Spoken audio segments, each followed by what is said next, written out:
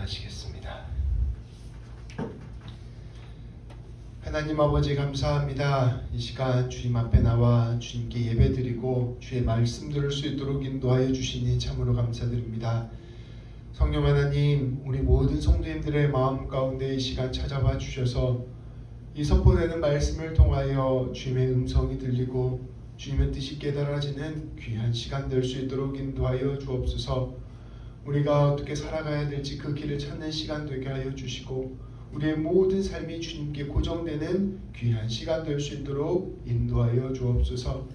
말씀 전한 저에게 함께하여 주셔서 사람의 생각 전하지 아니하고 오직 주님의 뜻만을 전할 수 있도록 인도하여 주시며 말씀 듣는 우리 가운데 함께하여 주셔서 꼭 필요한 말씀이 새겨질 수 있도록 인도하여 주옵소서.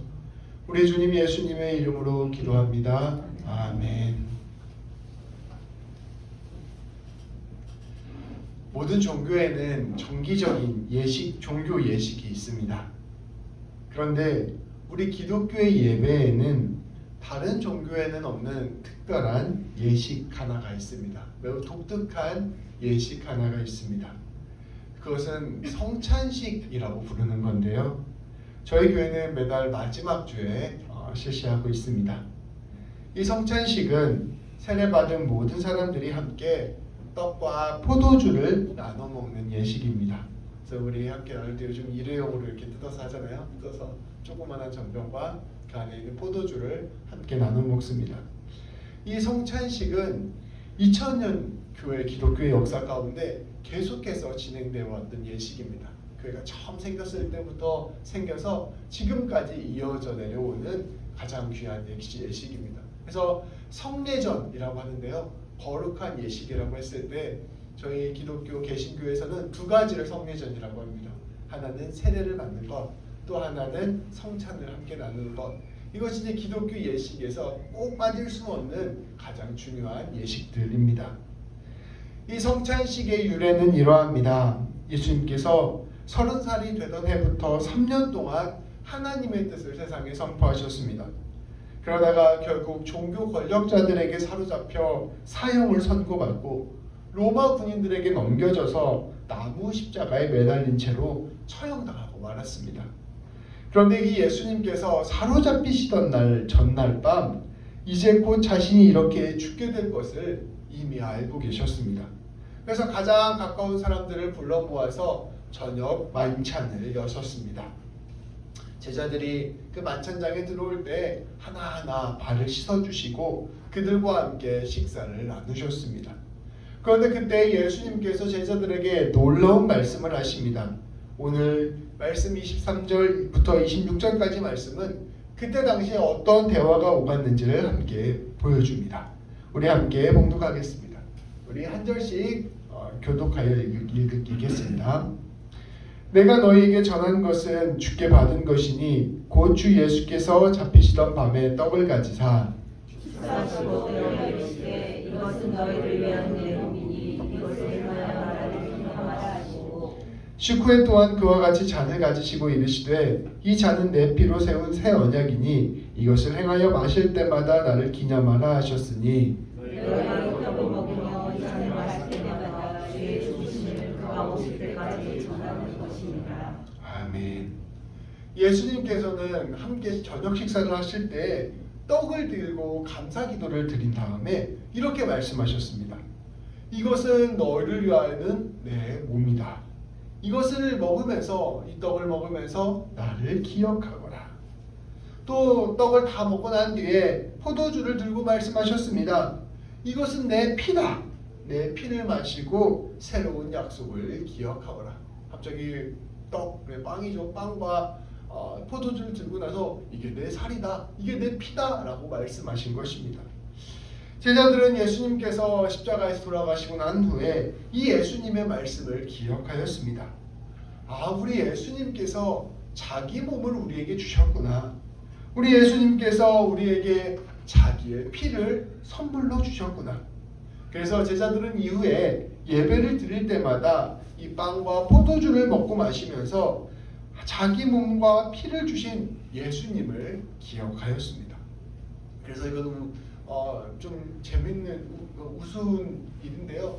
로마 제국이 기독교인들을 처음 박해할 때 박해의 명분이 사람 고기를 먹는다는 소문 때문에 박해를 했습니다. 그러니까 이 성찬식이 잘못 알려져서 진짜 사람의 살과 피를 먹는다고 소문이 돌게 된 것이죠. 그래서 기독교가 박해를 받는 이유가 되기도 하였습니다. 예수님께서는 그러나 우리를 사랑하여 주셔서 자신의 모든 것을 내어주신 것입니다. 이것을 성찬으로 보여주신 것입니다.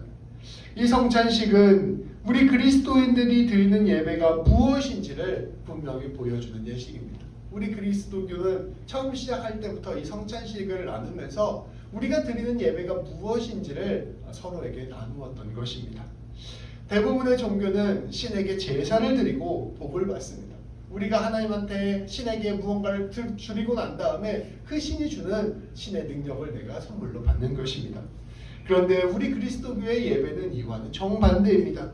하나님께서 주시는 사랑, 이 사랑을 함께 나누어 먹고 나도 사랑을 나누어 주기를 결단하는 것, 이것이 바로 기독교 예배의 핵심입니다. 이것이 바로 기독교 신앙의 중심에 있는 것입니다. 조금 더 우리가 함께 깊게 생각해 보겠습니다. 우리 그리스도인들은 이 세상에 보이는 것이 전부가 아니라고 생각하는 사람들입니다. 내가 그저 우주의 한 먼지로 태어나서 먹고 사는 문제에 매달려 살다가 떠나는 것이 전부가 아니라고 생각하는 사람들입니다. 우리는 눈에 보이는 것 너머에 근본적인 의미가 있다고 믿는 사람들입니다. 이 세상 너머에 하나님이 계시다는 것을 믿는 사람들입니다. 우리의 존재가, 우리의 인생이, 나아가 우리의 모든 것들이 궁극적으로 하나님의 사랑 안에 있음을 믿는 사람들, 이것이 바로 우리 그리스도인들입니다.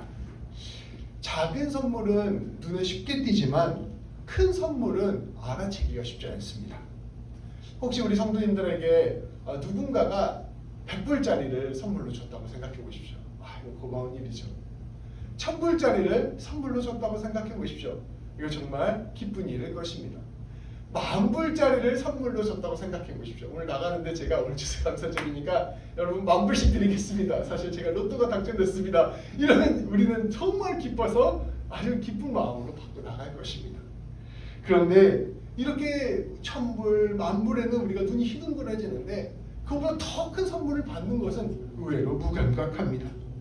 부모가 자녀에게 주는 헌신과 섬김, 남편과 아내가 서로에게 베푸는 헌신과 섬김, 심지어 우리가 교회 안에서 서로가 섬기는 헌신과 섬김은 사실은 10만 불, 100만 불로도 평가할 수 없을 것입니다. 오히려 너무나 커서 그것을 우리가 느끼지 못하고 그것을 당연한 것이라 생각하곤 합니다. 그래서 사랑하는 사람을 잃으면 그렇게 충격이 큰 것입니다. 내가 이렇게 큰 사랑을 받았는데 앞으로는 이 사랑을 더 이상 받을 수 없게 되는구나를 깊이 깨닫게 되면 그것만큼 우리의 마음에 큰 절망을 안겨다 주는 게 없는 것이죠. 그런데 하나님의 사랑을 생각해 보면 이것을 더 넘어서 헤아릴 수 없는 것입니다. 사실 우리가 살아가게 되는 가장 근본적인 삶의 바탕이 되는 것들은 전부 다 하나님이 주신 것입니다. 생명이라는 것, 하루를 살아가게 하는 것, 이 모든 것들이 거의 대부분 하나님께서 선물로 주신 것입니다. 공기, 물, 햇볕, 땅, 대부분의 것들이 하나님께서 주신 것입니다. 그리고 그것들은 다름 아닌 우리 하나님의 사랑의 증거입니다. 예수님께서는 작은 새들도 작은 꽃들도 모두 하나님께서 먹이시고 입히신다고 말씀하였습니다. 그러나 하나님의 이러한 선물은 너무도 커서 우리가 차마 선물이라고 생각하지 못하는 것입니다. 그렇게 사랑을 깨닫지 못하는 삶, 의미를 깨닫지 못하는 삶, 그저 우리에게 주어진 것이 당연한 것이라고 생각하는 것이 우리의 삶의 실제적인 모습인 것입니다. 그런데 성경은 이것을 죄라고 이야기합니다. 성경에서 말하는 죄는 우리가 일반적으로 이야기하는 도덕적이고 법적인 잘못을 이야기하는 죄와는 다른 차원의 이야기입니다. 죄라고 번역된 성경 원어의 뜻은 원래 있어야 될 자리에 있지 않다라는 뜻을 가지고 있습니다. 자기 스스로 의미를 찾는 것입니다. 나에게 이미 부어진 이 사랑과 은혜를 깨닫지 못하고 나에게 이미 다가온 이 선물을 찾지 못하고 마치 어느 곳에 내가 원하는 무언가가 있을 것이라고 생각하는 삶을 찾아 헤매는 삶, 이것이 바로 죄인의 삶이라는 것입니다.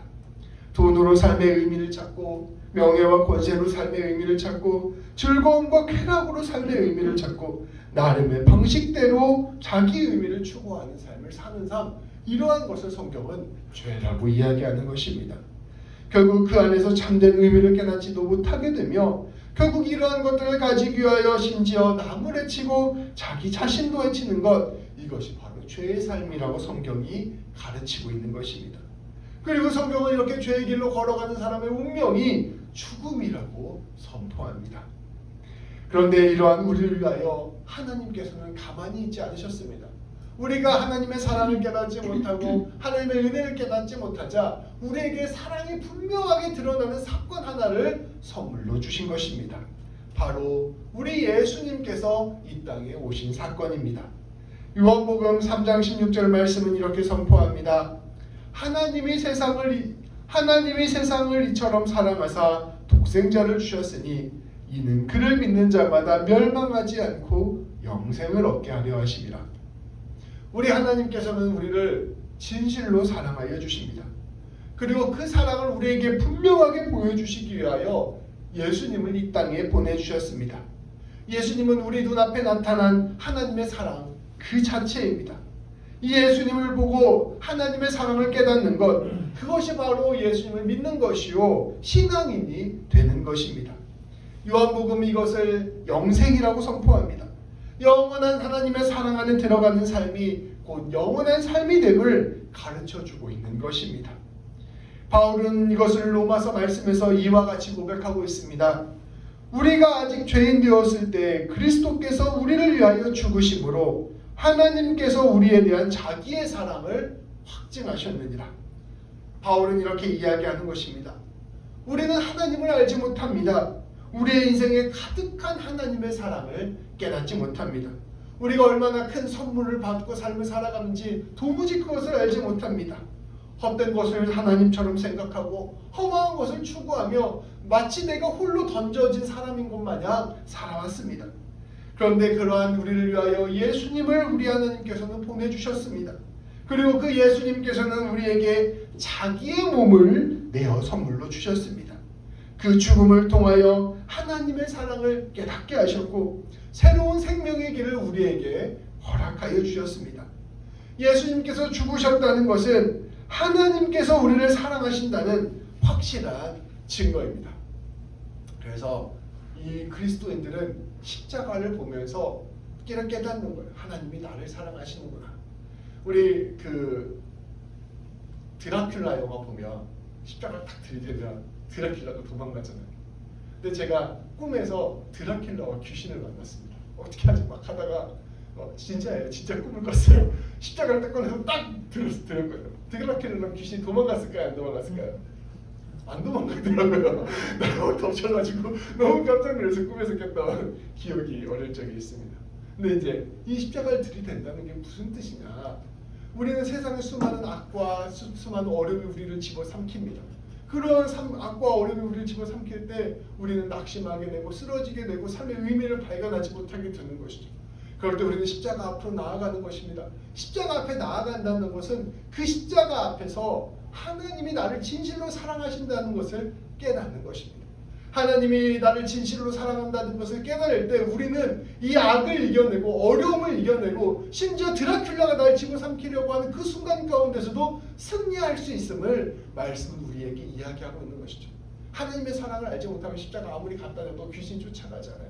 근데 십자가를 보면서 하나님의 사랑을 진실로 깨닫는 사람은 모든 삶의 어려움을 넉넉히 이겨낸다고 말씀을 우리에게 이야기하고 있는 것입니다. 말씀은 우리에게 이야기합니다. 이 확실한 주님의 사랑을 붙들고 나아가야 한다. 예수님께서는 우리를 사랑하시되 끝까지 사랑하셨고 우리를 위하여 기꺼이 자신의 목숨을 내어주시기까지 사랑하셨습니다. 예수님을 믿는 사람에게 있어서 예수님의 죽음은 그저 2000년 전의 한 청년의 죽음이 아닙니다. 나를 사랑하사 나를 살리기 위하여 하나님이 사람이 되시고 그 사람이 된 하나님이 죽음에 이르기까지 걸어가신 사건입니다. 예수님을 믿는 사람은 십자가를 바라보며 지극히 큰 하나님의 사랑을 온전히 깨닫는 사람입니다. 그렇게 우리 그리스도인들은 예배 때 성찬식을 계속하는 것입니다. 성찬식을 통해서 고백하는 것입니다. 주님이 몸과 피를 내어주셔서 내가 그것을 먹고 사는구나. 내 모든 삶이 하나님의 사랑으로 가득 차 있구나 라는 것을 깨닫는 것입니다. 내 삶에 펼쳐지는 모든 상황과 형편이 있습니다. 나에게 이야기하는 수많은 사람들의 이야기가 있습니다. 그런 것들을 듣고 상황과 형편을 바라볼 때 내 삶의 의미는 어디 있는가 도무지 찾을 수가 없습니다. 그런데 우리 하나님께서는 말씀하시는 것입니다. 십자가를 통하여 내 사랑을 보여주지 않았느냐? 네가 그 사랑에 주목할 때 너는 진실로 살 수 있다라고 선포하고 있는 것입니다. 이 사랑으로 내 마음을 채우고 이 사랑으로 내 삶을 세우고 이 사랑으로 어떻게 살아가야 할지를 결단하는 사람, 이 사람이 바로 예수님 믿는 사람입니다. 우리는 성찬식을 통하여 말씀을 통하여 결국 이 사랑 안에 우리의 마음을 기울이며 나아가야 하는 것입니다. 그런데 사실은 이 귀한 성찬식을 고린도 교회 사람들이 망치고 있었습니다. 오늘 말씀은 그러한 말씀입니다. 21절 2절 말씀입니다. 제가 봉독하겠습니다. 이는 먹을 때 각각 자기의 만찬을 먼저 갖다 먹으므로 어떤 사람은 시장하고 어떤 사람은 취함이라. 너희가 먹고 마실 집이 없느냐? 너희가 하나님의 교회를 업신여기고 빈궁한 자들을 부끄럽게 하느냐? 내가 너희에게 무슨 말을 하랴? 너희를 칭찬하랴? 이것으로 칭찬하지 않노라. 아멘. 고린도 교회 역시 바울로부터 전도를 받고 예배를 드릴 때마다 성찬식을 함께 나누고 있었습니다. 그런데 당시에는 이 일요일, 우리가 말하는 주일이 휴일이 아니었습니다. 당연히 로마 시대 때는 아직 기독교를 믿지 않았기 때문에 다 일요일날 가서 일해야 됐어요. 그래서 보통 예배를 드릴 때 예배 일하기 전인 새벽에 모여서 예배를 드리거나 일 다 끝나고 저녁에 예배를 드렸습니다. 그래서 어떤 사람은 재산이 많아서 일을 하지 않고도 살 수 있기 때문에 곧장 예배 시간에 늦지 않고 와서 예배를 드릴 수 있었습니다. 그런데 또 어떤 사람은 하루 종일 일을 해야 되기 때문에 예배가 끝날 즈음에나 도착하기도 하였습니다. 어떤 사람은 상황과 형편 때문에 먼저 보지 못하는 경우들이 많았던 것입니다. 그런데 먼저 예배에 온 사람들이 성찬식의 빵을 다 배불리 먼저 먹어 치워버린 것입니다. 우리는 지금 이렇게 전병이랑 포도주 조금 나누지만 그때 당시에는 이렇게 실제 빵을 넣고 같이 막 이렇게 나눠 먹었던 거예요. 그리고 이제 포도주도 같이 이제 풍성하게 먹었던 겁니다. 근데 먼저 온 사람들이 그걸 다 먹어 치운 거예요. 특히 이제 먼저 온 사람들은 좀 여유로운 사람들이었으니까 또 그런 것들을 같이 기부한 사람들이 많았겠죠. 근데 이거 내가 냈으니까 내가 많이 먹는다고 다 먹어버린 것입니다. 근데 결국 나중에 온 사람은 먹지도 못하는 거예요. 빵도 남아있지 않고 포도주도 남지 않고 저녁에 일 끝나고 와서 겨우 예배에 참석했는데 아무것도 못 먹고 집에 돌아가야만 했습니다. 바울이 이야기를 듣고 크게 화가 난 것입니다. 바울은 이 문제를 매우 적나라하게 지적합니다. 여러분 집에 먹을 것 없습니까? 교회에 먹으러 옵니까? 라는 거예요. 여러분 지금 교회를 업신여기시고 가난한 사람들을 비참하게 만들고 있습니다. 제가 여러분에게 할 말이 없습니다. 매우 세게 이러한 모습들을 비판하는 것입니다. 성찬식은 우리 예수님께서 자신의 몸을 내어주신 것을 기억하는 것입니다. 그 사랑을 기억하는 일입니다. 그 내 모든 삶의 것들이 하나님으로부터 왔다는 사실을 기억하는 것입니다. 그런데 주님이 이것을 기억하기 위하여 떡을 떼어 주셨는데 이 사람들이 이 주님의 뜻은 알지 못하고 그것 내가 배불리 먹겠다고 더 많이 나 혼자 먹는 것 이것들을 바울은 비판하는 것입니다. 사랑이 우리가 생각할 때 사랑이 대단한 것처럼 보이지만 사랑이 그렇게 사실은 큰일이 아닙니다.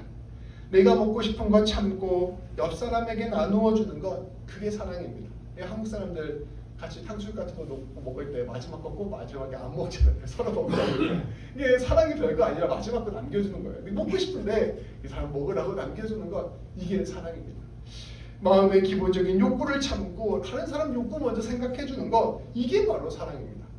우리 젊은 청년들이 많아서 모를 것 같아서 한번 나눠보는데요. 그 G.O.D의 어머님께라는 노래가 있어요. 짜장면이 싫다고 하셨어라는 가사가 굉장히 유명한 노래인데요. 그 가사를 보면 그 G.O.D 박준영, 준이라고 부르는 박준영이 어렸을 때 이야기를 가사로 쓴 겁니다. 정말 짜장면이 먹고 싶은데 사실은 집이 가난해서 짜장면 사 먹을 돈이 안 되는 거야. 어머니한테 우리 왜 맨날 라면만 먹냐라고 하니까 어머니가 그래 짜장면 한번 시켜줄게 해서 그 숨겨뒀던 비성도 꺼내갖고 짜장면을 시켰다고 합니다. 근데 짜장면을 한 그릇만 시킨 거예요. 엄마한테 엄마 짜장면 안 먹어 이렇게 물어보니까 어머님이 나 짜장면 싫다, 나 짜장면 안 좋아해 이렇게 말하고 박준영만 짜장면을 먹였다는 거예요. 근데 그거를 가사로 써서 나온 노래가 어머님께라는 노래입니다.